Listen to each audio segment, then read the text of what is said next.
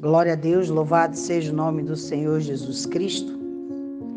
Vamos dar glória mais um dia acordar é um privilégio, mais um dia levantar é outro privilégio, mais um dia caminhar é outro privilégio que vem do Senhor Jesus, que é o poder dele, a glória dele. Se nós caminhamos, se nós andamos, se nós respiramos, é porque ele ainda nos permite. Então que Deus venha te abençoar o teu dia. Neste dia de hoje, que Deus venha abrir as comportas do céu, abrir os celeiros, que sabemos que estamos vivendo dias maus, mas crendo na vitória, porque só Ele pode nos dar esta vitória, amém? Vamos continuar a nossa leitura em Êxodo 28, do versículo 39 ao 43, onde fala das vestimentas, né? Amém?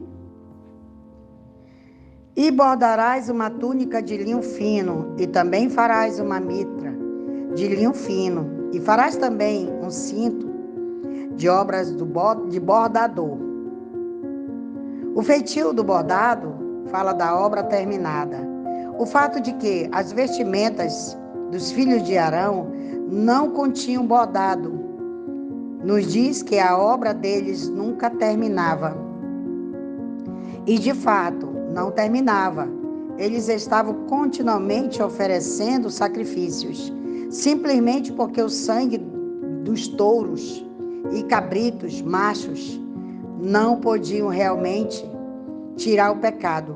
Mas Arão, como o tipo mais exato de Cristo, especificou o que a obra de Cristo seria: um sacrifício oferecido uma vez e para sempre. O sacrifício de si mesmo, que seria suficiente e para sempre. O bordado representava isso. Está lá em Hebreus 10, do versículo 12. E para os filhos de Arão também farás túnicas e cintos também, e lhes fará mitras para honra e ornamento. Parece indicar que a vestimenta dos sacerdotes, diferente do sumo sacerdote, era uma vestimenta de branco puro, sem as cores das vestimentas de Arão como ornamento, e das vestimentas brancas como a neve, que simbolizam a justiça de Cristo. Ainda foram vistas como vestimentas de glória e de ornamento. Está lá em Levítico 16, do versículo 4. Está lá em Marcos 9, do versículo 3. João 20, do versículo 12. Em Atos 1, do versículo 10. Apocalipse 4, 4. O 6, o 11. O 7, o 9. A 14. Aleluia, Deus da glória. E com eles vestirá Arão, teu irmão, e seus filhos com ele, e os ungirá, e os consagrará, e santificarás, para que administrem o meu sacerdócio. Tudo isso que foi feito era só uma representação de forma simbólica do que Cristo faria na realidade. Está lá em Hebreus 8, do versículo 6 e 7. E lhes farás calções de linho para cobrirem as partes nuas do seu corpo. Serão dos lombos até as coxas.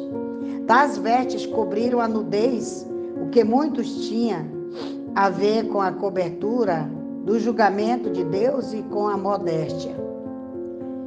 E estarão sobre Arão e sobre seus filhos, quando entrarem no tabernáculo do testemunho, ou quando se aproximarem do altar para ministrar no lugar santo, para que não tenha iniquidade e morram. Estatuto perpétuo será para ele e para a sua descendência depois dele. Isso devia ser considerado algo tão sério que os sacerdotes foram advertidos de que, se ignorassem qualquer peça de suas vestimentas, até mesmo aquelas que estavam cobertas como a roupa de baixo, seriam feridos para que morressem. Aleluia, Deus. Então, tudo aqui que eu tenho lido, eu tenho falado para vocês, Porque eu estou falando aqui dentro da Bíblia, dentro da palavra de Deus, né? A história do passado. Se naquele tempo Deus queria que as nossas vestes fossem trocadas, fossem mudadas, que fosse limpa, alva como a neve, assim Ele exigia dos sacerdotes, dos levitas, né? Então, não mudou não, tem que ser da mesma forma, mas nós queremos fazer do nosso jeito. Mas eu quero te dizer, amado irmão e irmã, que Deus está no controle de tudo. Nós sabemos que se você não obedecer às ordens de Deus, vamos perecer. Quando nós falamos, eu vou fazer do meu jeito, eu quero do meu jeito, você não cresce espiritualmente. O crescimento espiritualmente, para você crescer, você tem que obedecer em primeiro lugar. Obedeça. Faça a vontade de Deus. Porque se Ele diz que as tuas vestes têm que ser trocadas, troque suas vestes. Mude. Porque sem santidade não herdaremos o reino de Deus, não estaremos no céu. Não iremos para o céu sem santidade. Até uma raiva, um ódio, uma inveja, um olho grande, alguma coisa que você tenha do seu irmão, você não vai subir. Peça perdão de Deus. Vive em santidade. É difícil. Eu digo para vocês que é difícil viver em santidade.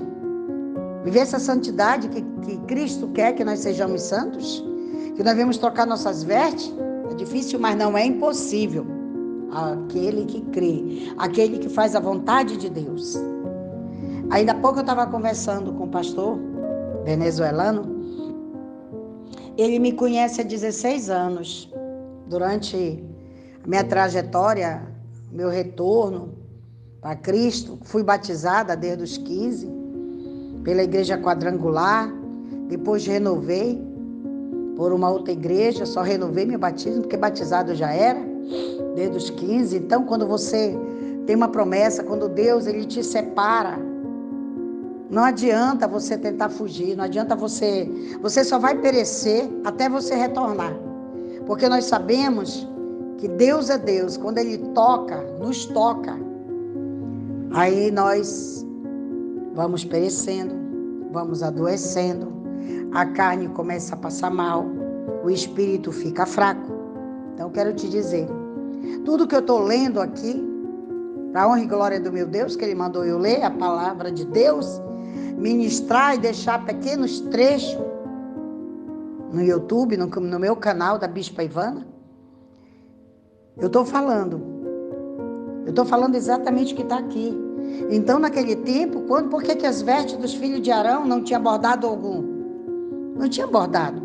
Porque ele daí eu adquiri a cada bordado, conforme o tempo, porque a obra aqui, Deus fala bem, frisou bem, que era inacabável, que sempre teria uma continuação. Assim mesmo a nossa vida aqui. Nós temos que orientar os nossos filhos para que a obra de Deus não pare, para que a obra de Deus venha avançar. Porque tudo que nós fazemos é para a honra e glória de Deus, não glória do homem. O homem não tem que ter glória, o homem não tem que ter nada. A glória é do Senhor Jesus. Aleluia, Deus. Deus da glória, eu estou aqui diante do teu altar, Senhor.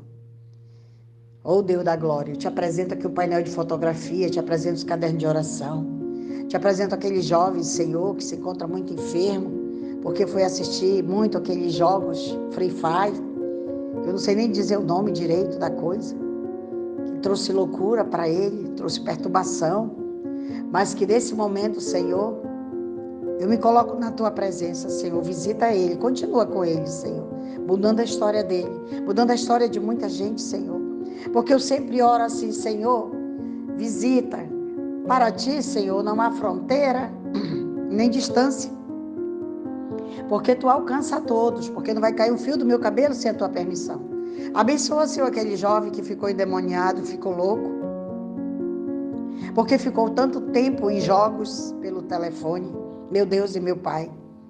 Liberta os jovens, Senhor, te peço e te agradeço. Em nome do Pai, do Filho e do Espírito Santo de Deus. Amém.